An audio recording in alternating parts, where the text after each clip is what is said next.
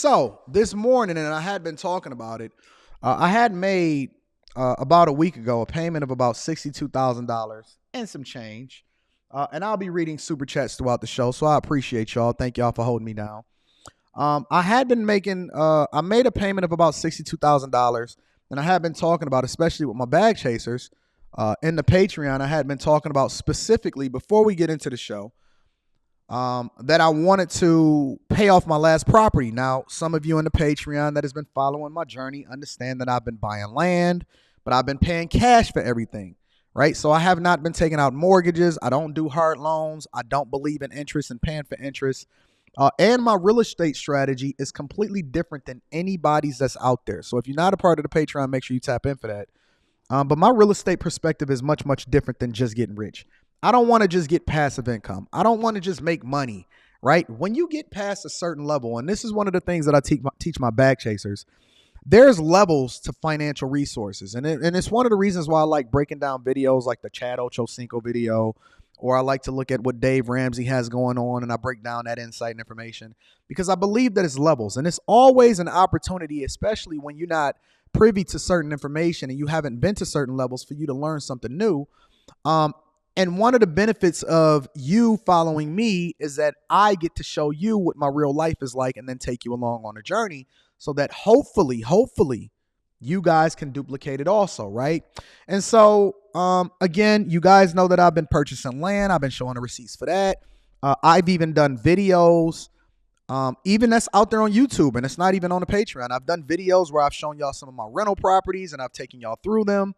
And I give y'all the game. And again, my strategy, and I won't go into the strategy right now, is much, much different than the strategy that they try to teach you out there when it comes to real estate.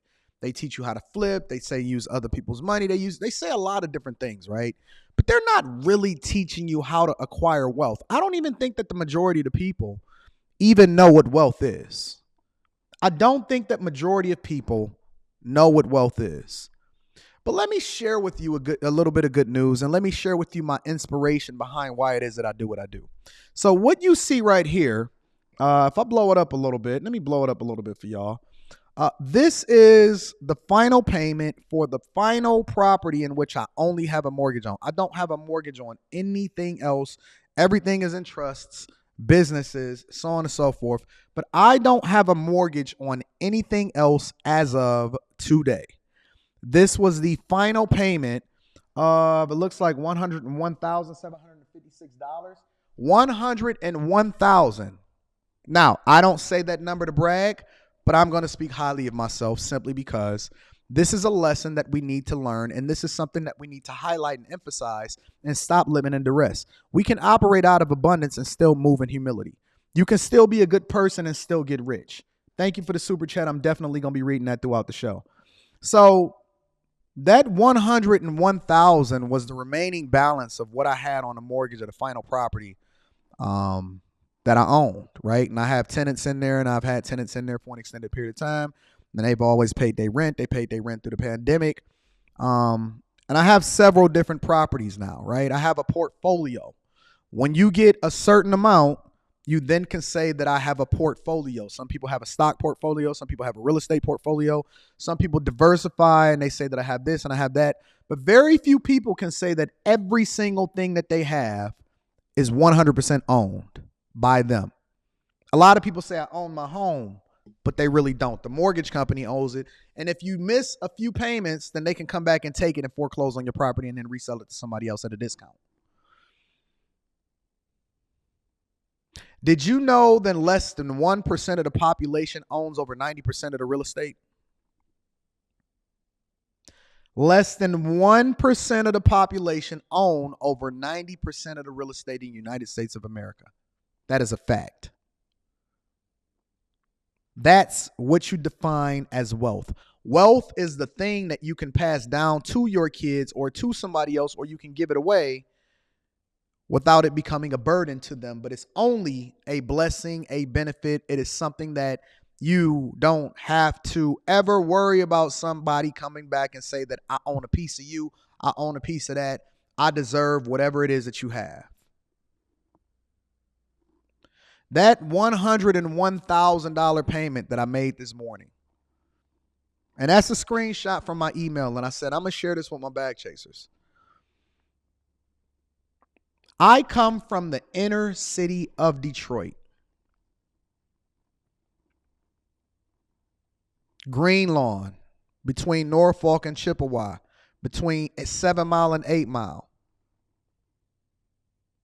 I come from the bottom, from nothing.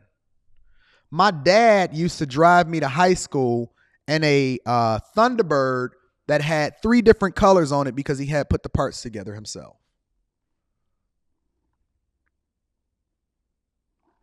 This is all facts. My mother worked at MBD Bank downtown. She used to work at a video store called Videomax. About a year ago, I told my mother, because after my father died, they were in debt, right? And I had to catch up on all of their taxes and everything like that and everything that was going on. I wound up burying my father and everything in 2017. About a year ago, I told my mother, I said, listen, babe, you will never, ever need or want for anything in your lifetime. I told my wife's mother, you will never, ever need or want for anything in your lifetime. And then we moved our wife's mother, my wife's mother, out of her childhood home and put her in a very, very nice place out in the suburbs so that she'd never, ever have to worry about anybody coming by her house or breaking into her crib or anything like that. It was a completely different thing because it was the household in which my wife's mother was raised in. Went ahead and pulled her out the hood. When you get to a certain space in your life, and this is supposed to be motivation for you guys, when you get to a certain space in your life, right, and you don't do anything illegal to get there, and you have good character along the way, you move like Superman because you have nothing holding you back. This year for us and the bag chasers, and shout out to all of the Patreon members and the people that continue to support me and the people that continue to rock with me, because I love to pour into my people. I've invested in people's businesses. I've buried people. I've paid for their funerals. I've paid for their rent. I've made sure that people didn't get evicted. I paid for people's everything. I pour back into my people, but I finally have an opportunity to really, really put some wind behind myself and take off, because nobody, no mortgage company. I looked at the mortgage on that property and I was paying the equivalent of $18 a day just to hold on to the property in interest. Last year, I paid the equivalent of $4,500 to $5,000 in interest alone just from the mortgage company holding on to it. The way that the banks make money is that they take the money that you deposit into them and they give you a measly amount as far as the interest on your savings account. And then they loan that money back out so that you can then pay them in interest and be able to hold on to the interest. At some point, ladies and gentlemen, we have to become the lenders, not the borrowers. We got to become the lenders, not the borrowers. At some point, we have to break free from the chains of financial slavery that then impede on everything that we have going on in our life, because the minute that you then have the freedom to be able to buy your time back and do what it is that you want to do, and then get generational wealth and then pass it on to whoever it is that you feel is necessary to be able to pass that on to, then you can start making some headway. Then you can start doing some things. Then you can even start having a conversation without worrying about getting canceled, because you don't have to worry about paying a mortgage to all of the different properties that your tenants are paying the mortgage for. It goes 100% into me. My daughter's college fund paid for. My wife never have to worry about anything again in her life, right? We're now in a space to where I'm going to be taking the bag chasers, the Patreon members, through a process of what it's like to learn how to build houses on some of the properties that you guys have witnessed me on video show you how much I've been paying for the properties that I've been acquiring in Oakland County, Michigan, which is literally the richest county in Michigan. Now I will be the one that is building properties, and it's a new adventure for me. It's a new era. It's a new opportunity. I'm going to buy a new Rolex because it's a milestone moment for me. And every single watch that I buy is literally a representation of something that I've achieved in my life. I'll take you on the journey with that too. I'm going to make some mistakes. I'm going to have some issues. I'm sure some contractors that's going to try to rob me. And I'm going to show you guys, and I'm going to continue to live my life transparent in order for you to be able to learn the lesson and get the insight and information on how you can have the blueprint from A to Z on how it is that you can do things successfully also. My whole life is an open book, including my bank accounts, the money that I make at my... Remember about 2 years ago when they laughed at me and they said, Anton, ha, ha, ha, joke's on you for going to get a regular job. Remember when they laughed at me? Like that was something to be ashamed of. We not ashamed when the homies go to jail, but we ashamed when somebody go and get a regular job. We not ashamed when somebody can have a kid out of wedlock, but then they tease me for holding on to my marriage and being married for more than 2 decades after they said that it was impossible. We ashamed of going to community college, but you'd rather get that name behind the first 2 years of your degree in order to be able to get all of the student loan debt so that they can then control you for the rest of your life and then control your voting patterns and then hold that over your head and say, either you vote for me or you don't get no student loan forgiveness. That's not freedom. That's not freedom. I've always believed, and then we're going to get into the show. I've always believed when I read the Bible and they say that we have choices, I always say, how is that possible? If everything was predestined before we even got here, and it was literally predestined for me to be having this conversation with you right now, is it really freedom of choice, or is it the illusion of freedom to make it feel like we're human? And if that be the case, and if man is made in God's image, how is it any different from the way that you're being controlled financially and you're really in slavery, but you thought that you got some freedom because they let you marry each other? And in reality, they was just teaching you how to breathe so that they can get more workers until they didn't need you anymore. Do you really have freedom when you don't have any choice about whether or not you got to go to work tomorrow and you can't even really define what you can't control whether or not your kid is going to have debt? You don't even have control over whether or not you're going to have a job tomorrow. You are largely defined by what your circumstances and your situation define for you. I have no chains on me. I have no strings on me. And I'm saying that because I am very much the average C student. As a matter of fact, I would define myself as below average. There's no reason why I should be richer than your favorite rapper. It's no reason why I should be more successful than this guy that's supposed to be running a 4.4, a 4.40. There's no reason why, as a black man that was born in the inner city of Detroit, in a city that actually went through bankruptcy, should be the one that is the pioneer that's at the bottom, building it up with his community and being a mentor to the young guys. There's no reason why I should be in a position of power. I didn't even want to start a YouTube channel. I told y'all this.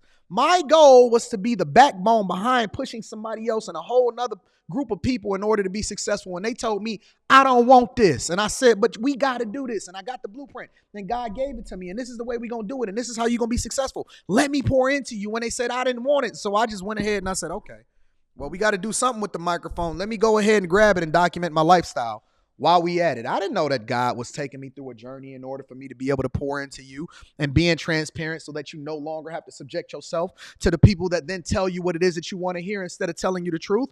I didn't know that that's what God was doing for me. The only thing that I lead with is good character and obedience. And when you lead in with good character and obedience, you don't worry about what everybody else is saying to you. You don't worry about all of the issues that come along with it. You don't even focus on the things that you're going through right now because it's about the process, enjoying the process and focusing on the results. All we do is put up shots in the gym. And when it's game time, we're going to score 50. We're not worried about the championship because the championship come along with the practice. And everybody else that's in the audience and they in the stands, they paying to see you play. Let them talk. Let them whine. Let them complain about you. Let them tell you how it is that you need to be doing things better with your money while they broke. They paid to see you play. What you worried about what everybody else is thinking? Go get your money. Go pay off your mortgage. Go get out of debt. Go take care of your children. Who the fuck cares about whether or not somebody is telling you that you simping just because you want to keep your marriage and stay married and raise your kids and bring them up in a space that they're supposed to be brought up in the admonition of God? When did we start becoming so ashamed of doing the right thing as a people and as a community? When did we start needing validation from other people in order to really become the person that we supposed to be? When did we start doing things in order to satisfy people that don't care nothing about us? When did that become a thing? When did we care about what they thought on Facebook and Instagram?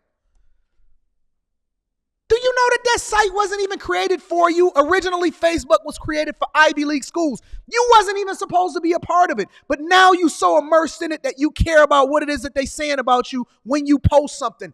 Do what you're supposed to do and live in your purpose, because they have no choice but to pay attention to you when you on top. It's different when they looking up at you versus looking down at you. You can't look down at me. The only thing you can do is try to touch my feet. And you can't reach me because I'm so far beyond anything that you can ever fathom yourself at being that I got to come down just to address you. That's your purpose. That's your destiny. That's what God wants for you. But you're so busy accepting the scraps off of somebody else's table that you can't stay down long enough in order to even be able to get to where you're supposed to be. You have a destination. You have a covering over your life. You have a purpose that you're supposed to be serving. And you so caught up in the BS. You so focused on people and things that don't matter. They told me that I was stupid for getting married early. And now look at them. They walking around in family court with a bunch of baby mamas and a bunch of chicks that don't like them, worried about these women for the streets. We different. You're different. You're set aside. You wasn't raised to be what you are today. You a different type of animal. You a different being. You a different person. You've been set aside, saved, sanctified, and filled with the. You supposed to be serving and doing what it is that you're supposed to do and being a reflection, being a beacon of light so somebody else can look at you and then be able to grab your coattails and get up out of that circumstance too. But you so focused on the things that don't even matter that you just running down this path of destruction, and then you're going to ask God for forgiveness on your deathbed. That's your plan. That's your whole life plan. I'm going to mess up my whole life, and then on my deathbed, maybe I got 3 seconds before I take my last breath, and I can say, God, forgive me. I'm a POS. Come on, y'all. You a king, man. Everybody ain't supposed to have access to you. Every woman ain't supposed to be available to you. What you talking about dealing with a woman for the streets? Man, don't you know that back in the day we shunned prostitutes? We didn't let certain women come in our vicinity because it would have ruined our reputation. You know, certain people can't even come in my vicinity. And it ain't that I'm better than them. It's that they don't value themselves enough to even be able to come in here. They have not met the expectations and the standards by which we've set for ourselves. And so they excluded themselves from me, not me from them. We so busy trying to validate the worst of us that we've then lost our own birthright. It's your birthright. You gave it away for scraps. You gave your birthright away. You gave your daughter's inheritance away. You gave your son's inheritance away. You gave away everything that you were supposed to be. Your grandmother and your grandfather, they died, they slaved, they did everything that they were supposed to do. They raised you, they took you to church, they did everything that they were supposed to do in their entire life. And as soon as you got the opportunity, you sold their property for nothing, and then you gave it away. You gave away everything that God had ordained for you, but I'm just going to tell you, it ain't too late. It ain't too late for you. It ain't too late for your kids. It ain't too late for your unborn kids. It ain't too late for you to actually take back everything that they thought that they took from you. Because you're more powerful than anything that they've ever seen before. But the way that they keep you distracted is keeping you infighting with each other to prevent you from really understanding how great you are. If I can let you focus on this over here, then I can continue to take everything from you over here. And so they don't want you to align with me. They don't want you to actually rock with me. And the reason that they don't want you to actually listen to me is because they know that I'm going to give you the information that you need in order to be successful.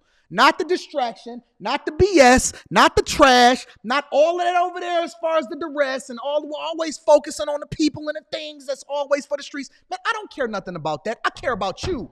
I don't go on these platforms and do these shows and do all of this just for the overwhelming majority. People come to me all the time and they say, Anton, but the majority of men only make $47,000 a year. I'm not talking to them. I'm talking to the one little one over there. It's 1,000 of y'all in there, but I only want one. I'm coming for him. I didn't come for y'all. I came to go and get him. He's the star. He's the person that's supposed to be taken care of. I didn't come for the 999. I came for the one. And when you come for the one, then God can use you. Because then you've done everything that you're supposed to do, and God is not going to allow for you to be able to skip steps. That's why you can't get nowhere. Because your life has been ordained to be a certain type of way. And he will not allow for you to be able to skip steps because you're supposed to do it a certain type of way. You're supposed to be the one. You're the one in your family to take your family out of poverty. You're the one that's supposed to be the good father. Stop blaming it on your parents, man. Stop focusing on that chick. Stop looking at so much porn. Stop gambling. Stop doing all of the wrong things that's preventing you from being successful.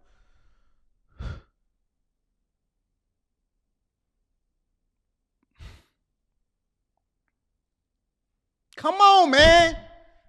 I love you. I love you enough to tell you the truth. Your family is not even your family. Your blood is not your family. Your blood is not your family. Those are things that you can't control. Your family is a group of people that's going in the direction that you're supposed to be going. And those are the ones that's going to pour into you. Those are the ones that's going to have your back.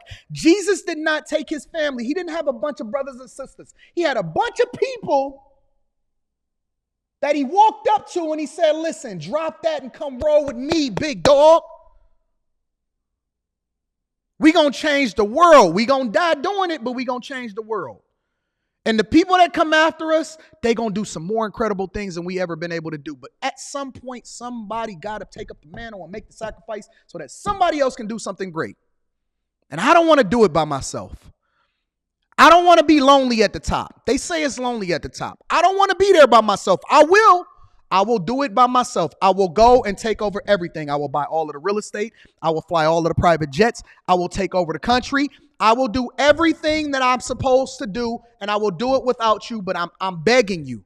I'm pleading with you to take your mantle, to step into your purpose, and to do the thing that you were ordained to do so that we can do it together, because we 10 times more powerful if we do it together. But I will go by myself. I will do it by myself against all odds, against what everybody is teaching you, and against all of these YouTube talking points, and against what everybody is telling you. I will go by myself if I have to, because I am destined for greatness. And you are too. Come up out of that dark place and actually take your spot, bro. You a king. You a king. You ain't supposed to be down there with the dope fiends. You ain't supposed to be down there.